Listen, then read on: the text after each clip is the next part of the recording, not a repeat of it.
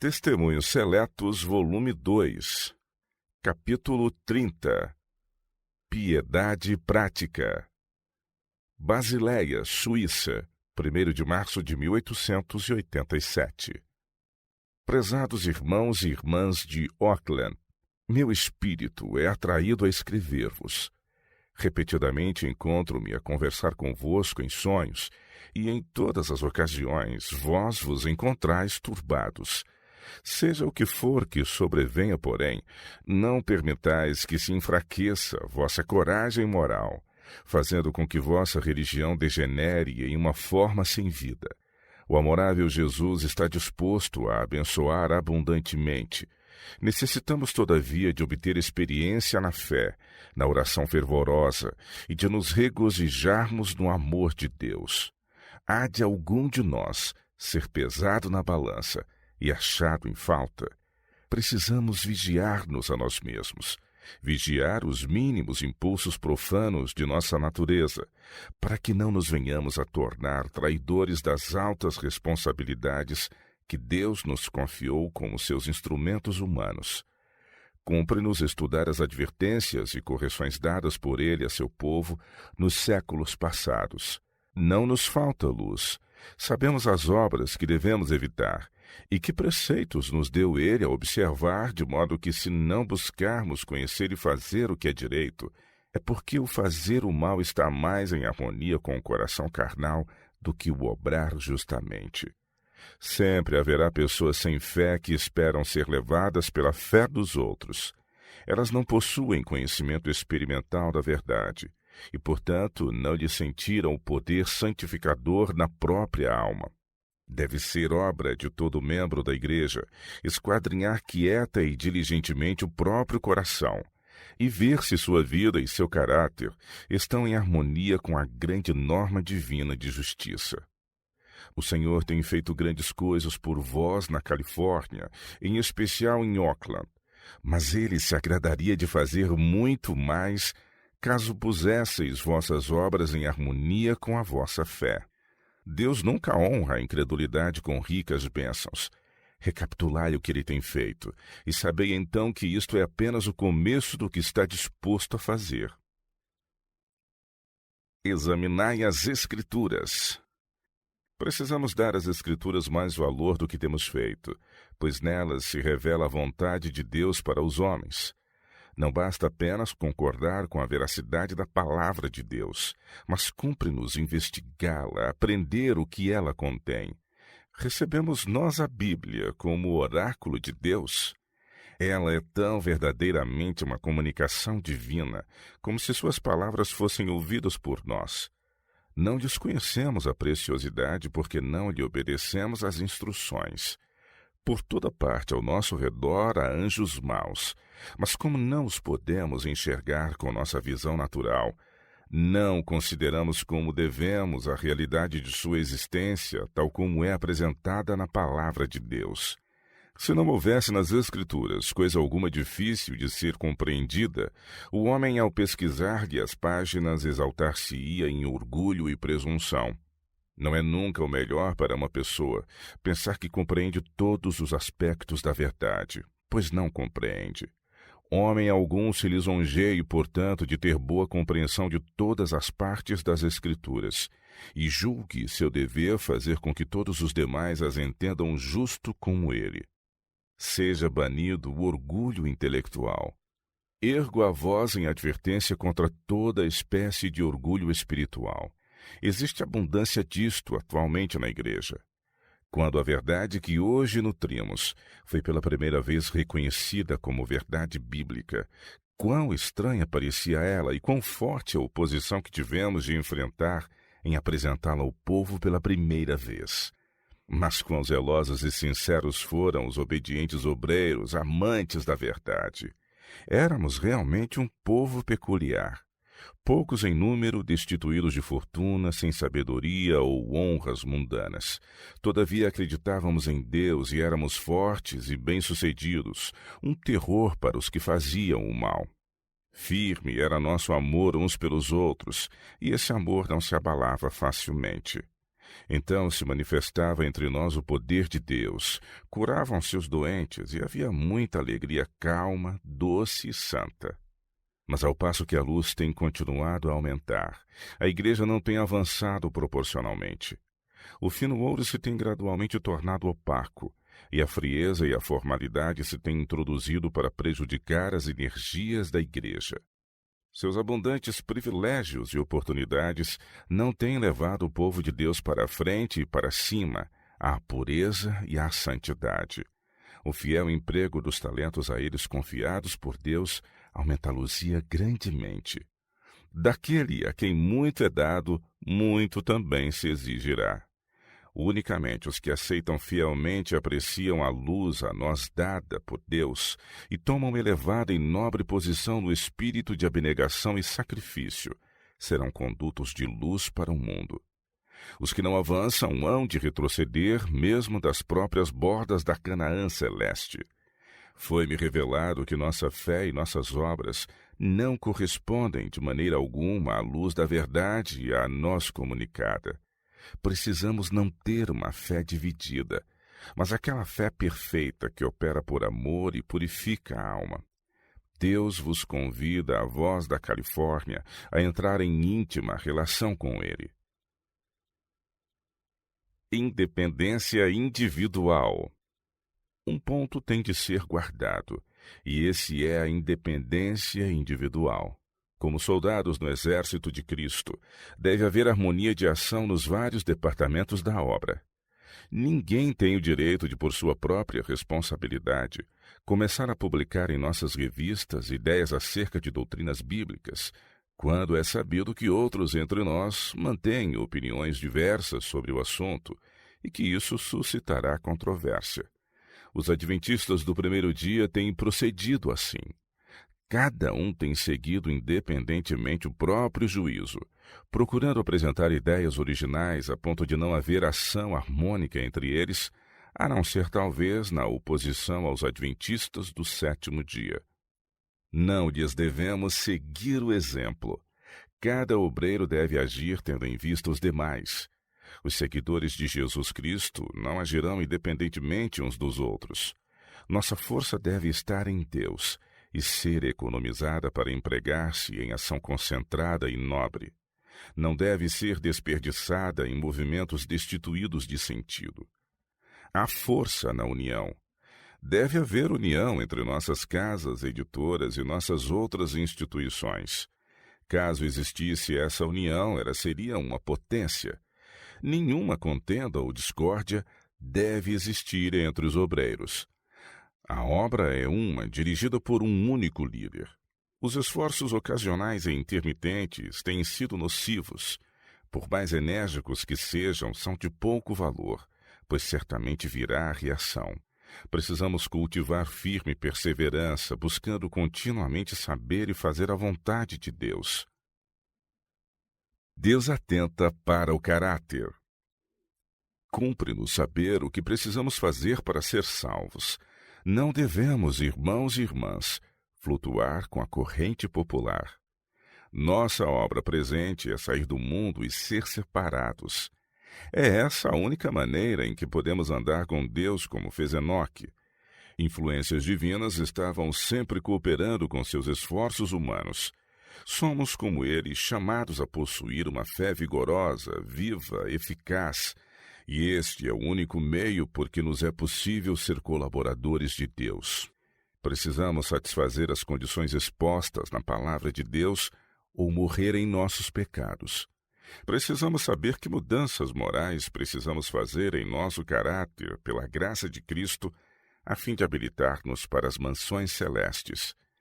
Digo-vos, no temor de Deus, que estamos em risco de viver como os judeus, destituídos do amor de Deus e ignorantes de seu poder, enquanto a brilhante luz da verdade resplandece em todo o nosso redor.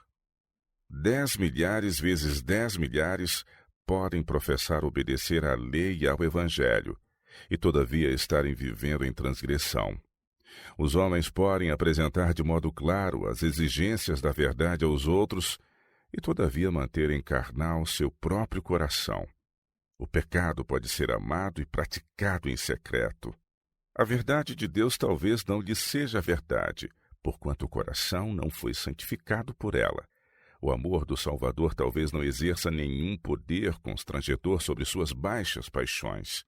Pela história do passado, sabemos que homens podem ocupar sagradas posições e ainda lidar enganosamente com a verdade de Deus. Não podem erguer a Deus mãos santas sem ira nem contenda. Isto é porque Deus não tem domínio sobre a mente deles. A verdade nunca se desimprimiu no coração. Com o coração se crê para a justiça. Romanos 10, verso 10. Amarás, pois, ao Senhor teu Deus de todo o teu coração e de toda a tua alma, e de todo o teu entendimento e de todas as tuas forças. Marcos 12, verso 30. Estais vós fazendo assim? Muitos não estão e nunca o fizeram. Sua conversão tem sido apenas superficial. Portanto, diz o apóstolo, se já ressuscitastes com Cristo, buscai as coisas que são de cima, onde Cristo está assentado à destra de Deus. Pensai nas coisas que são de cima, e não nas que são da terra. Colossenses 3, versos 1 e 2. O coração é a fortaleza do homem. Dele procedem as saídas da vida ou da morte. Enquanto o coração não for purificado, a pessoa não está apta a ter parte na comunhão dos santos. Não sabe acaso o esquadrinhador do coração, os que se estão detendo no pecado, sem consideração para com sua alma? Não tem havido uma testemunha das coisas mais secretas na vida de cada um? Fui compelida a ouvir as palavras proferidas por alguns homens e mulheres e meninas, palavras de lisonja, palavras de molde a enganar e enfatuar. Satanás usa todos esses meios para destruir as almas. Alguns de vós podem haver sido assim agentes seus, e se assim for, tereis de enfrentar essas coisas no juízo. Disse o anjo acerca desta classe: seu coração nunca foi entregue a Deus. Cristo não está neles. A verdade aí não está. Seu lugar é ocupado pelo pecado, o engano e a mentira. A palavra de Deus não é crida e cumprida. A presente atividade de Satanás operando nos corações e nas igrejas e nações deve assustar a todo estudante da profecia. O fim está próximo. Despertem nossas igrejas. Seja o poder convertedor de Deus experimentado no coração dos membros individualmente, e então veremos a profunda atuação do Espírito de Deus.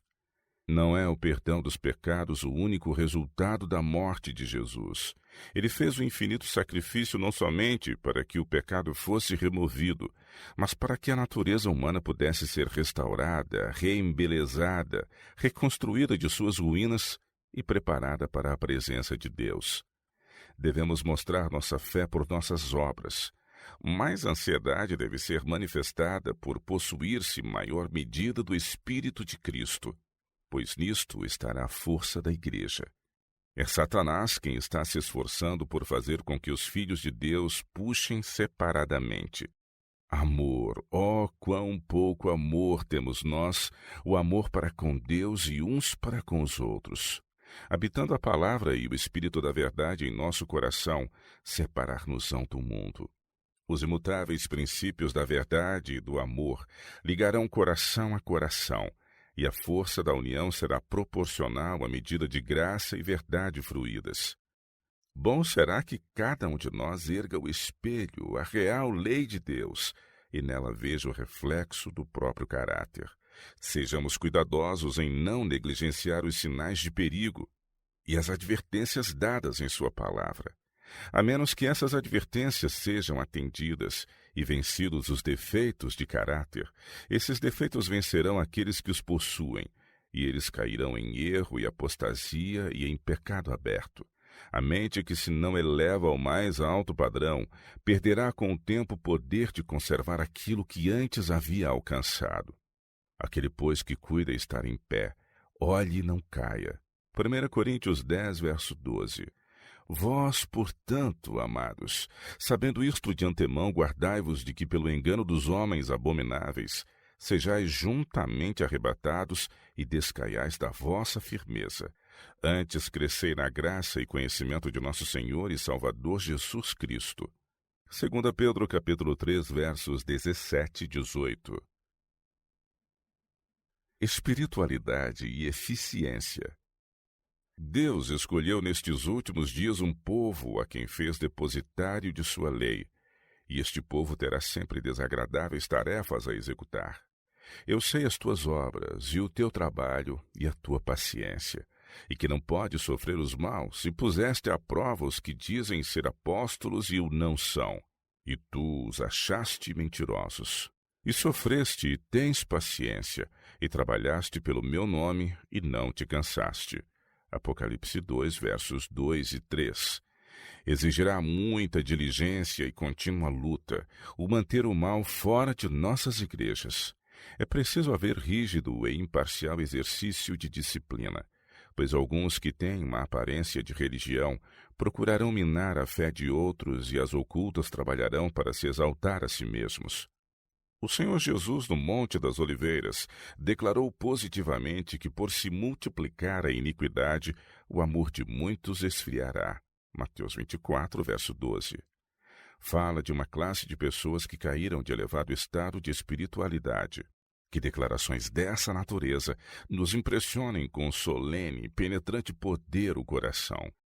Onde está o fervor, a devoção a Deus, que corresponde à grandeza da verdade que professamos crer? O amor do mundo, o amor de algum pecado predileto, tem privado o coração do amor da oração e de meditar nas coisas sagradas. Conserva-se uma rotina formal de cultos, mas onde está o amor de Jesus? A espiritualidade vai perecendo. Há de este torpor, esta lamentável decadência ser perpetuada? Há de a lâmpada da verdade bruxulear e extinguir-se em trevas, por não ser novamente cheia de óleo da graça? Quisera que todo pastor e cada um de nossos obreiros pudesse ver esta questão como me tem sido apresentada. A vaidade e a presunção estão matando a vida espiritual. O eu é exaltado, fala-se sobre o eu. Oh, se morresse esse eu! Cada dia morro. 1 Coríntios 15, verso 31. Disse o apóstolo Paulo. Quando esta orgulhosa, jactanciosa presunção e esta complacente justiça própria permeiam a alma, não há lugar para Jesus. É-lhe dado um lugar inferior, ao passo que o eu incha em importância e enche todo o templo da alma. Eis a razão por que o Senhor pode fazer tão pouco por nós. Cooperasse ele com os nossos esforços, e o instrumento atribuiria toda a glória à própria esperteza, sabedoria, habilidade, e a pessoa se felicitaria a si mesma como fez o fariseu. Jejuo 2 vezes na semana e dou o dízimo de tudo quanto possuo. Lucas 18, verso 12. Quando o eu estiver escondido em Cristo, não será tantas vezes trazido à tona. Não satisfaremos os desígnios do Espírito de Deus? Não nos deteremos mais na piedade prática e incomparavelmente menos em arranjos mecânicos? Os servos de Cristo devem viver como em sua presença e à vista de seus anjos. Devem buscar entender as exigências referentes a nossos dias e prepararem-se para enfrentá-las. Satanás está continuamente nos atacando por novos meios ainda não experimentados e porque haviam de os oficiais do exército de Deus serem ineficientes. Por que hão de eles deixar sem cultivo qualquer faculdade de sua natureza? Há uma grande obra a fazer, e se há qualquer falta de ação harmônica em realizá-la, é devido ao amor próprio e à presunção. Unicamente quando somos cuidadosos em cumprir as ordens do Mestre, sem deixar na obra nosso cunho e identidade, é que trabalhamos eficiente e harmoniosamente. Avançai juntos, disse o anjo, avançai juntos. Insistir na religião prática. Insisto convosco, os que ministrais nas coisas sagradas, para que insistais mais na religião prática. Quão raramente se vê uma consciência sensível e verdadeira, sincera tristeza de alma e convicção do pecado. É porque não há entre nós profunda operação do Espírito de Deus. Nosso Salvador é a escada que Jacó viu, cuja base repousava na terra e cujo topo alcançava os mais altos céus. Isto indica o designado meio de salvação. Se algum de nós salvar-se, afinal, será apegando-se a Jesus como aos degraus de uma escada. Para o crente, Cristo é feito sabedoria e justiça, santificação e redenção. Ninguém imagine que seja coisa fácil vencer o inimigo e que pode ser levado pelos ares a uma incorruptível herança sem esforço de sua parte. Olhar para trás produz vertigens. Afrouxar o apoio é perecer. Poucos são os que apreciam a importância de lutar constantemente para vencer. Afrouxam a diligência e, em resultado, tornam-se egoístas e condescendentes consigo mesmos. Julgam não ser essencial a vigilância na vida religiosa. A diligência posta nos esforços humanos não é introduzida na vida cristã. Haverá algumas quedas terríveis por parte dos que cuidam estar firmes pelo fato de possuírem a verdade. Não a têm, porém, tal como é em Jesus. Um momento de descuido pode imergir uma alma em irreparável ruína. Um pecado leva ao segundo e o segundo prepara o caminho para o terceiro, e assim por diante. Cumpre-nos como fiéis mensageiros de Deus, rogar-lhe constantemente que nos guarde por seu poder. Se nos desviamos uma polegada que seja do dever, estamos em risco de seguir avante na senda do pecado que terminará em perdição. Há esperança para cada um de nós, mas unicamente de um modo, e este é ligar-nos a Cristo e exercer toda a energia para atingir a perfeição de seu caráter. A religião que faz do pecado coisa leve, confiando no amor de Deus para com o pecador a despeito de suas ações, só anima o pecador a crer que Deus o receberá, mesmo continuando naquilo que sabe ser pecado. E isto é o que estão fazendo alguns que professam crer na verdade presente. A verdade é mantida à parte da vida, e essa é a razão por que ela não tem poder para convencer e converter a alma.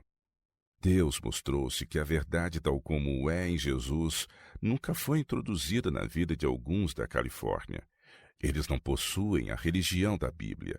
Nunca se converteram e, a menos que seu coração seja santificado pela verdade que aceitaram, serão enfeixados com joio, pois não produzem cachos de precioso fruto para demonstrar que são ramos da videira viva. Buscai ao Senhor enquanto se pode achar, invocai-o enquanto está perto. Deixe o ímpio o seu caminho e o homem maligno os seus pensamentos, e se converta ao Senhor, que se compadecerá dele. Torne para o nosso Deus, porque grandioso é em perdoar. Isaías 55, versos 6 e 7. A vida de muitos mostra que eles não têm viva ligação com Deus. Estão flutuando para o canal do mundo. Não possuem, em realidade, parte nem sorte em Cristo. Amam os divertimentos e estão cheios de ideias, planos, esperanças e ambições egoístas. Servem o inimigo sob a pretensão de servir a Deus. Acham-se em servidão de um feitor, e esta servidão eles preferem, tornando-se voluntários escravos de Satanás. A falsa ideia, entretida por muitos, de que o refrear os filhos é um dano, está arruinando milhares e milhares. Satanás há de, por certo, tomar posse dos filhos se não estiverdes em guarda. Não estimuleis seu convívio com os mundanos. Afastai-os para longe. Saí vós mesmos do meio deles e mostrai-lhes que estáis do lado do Senhor. Hão de aqueles que pretendem ser filhos do Altíssimo elevar a norma, não apenas quando congregados em vossas reuniões, mas enquanto o tempo durar. Não estareis do lado do Senhor, servindo-o com inteiro propósito de coração?